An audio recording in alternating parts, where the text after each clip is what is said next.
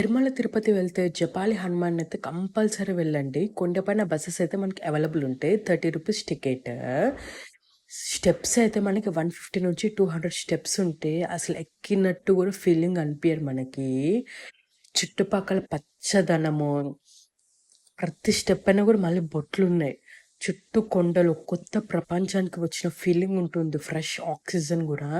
ఇతనైతే గాంధీ తాత వేషం వేసుకుని గంటలు గంటలు నించున్నా అసలు చాలా తక్కువ డబ్బులు వచ్చేసినాయి అనమాట. మేమైతే అలా ఒక రూ. 50 అయితే వేసేసాము. ఈ స్క్వేరాల్లో అయితే కంపల్సరీ అందరికి కనిపిస్తుంది. అసలు ఒక్కటే దగ్గర 50 కోతులు ఉన్నాయి. ఫోన్ తీయాలన్నా, బనానాస్ తీయాలన్నా చాలా భయమేస్తుంది అనమాట. అందరు భయపడకుండా నడుస్తున్నారు.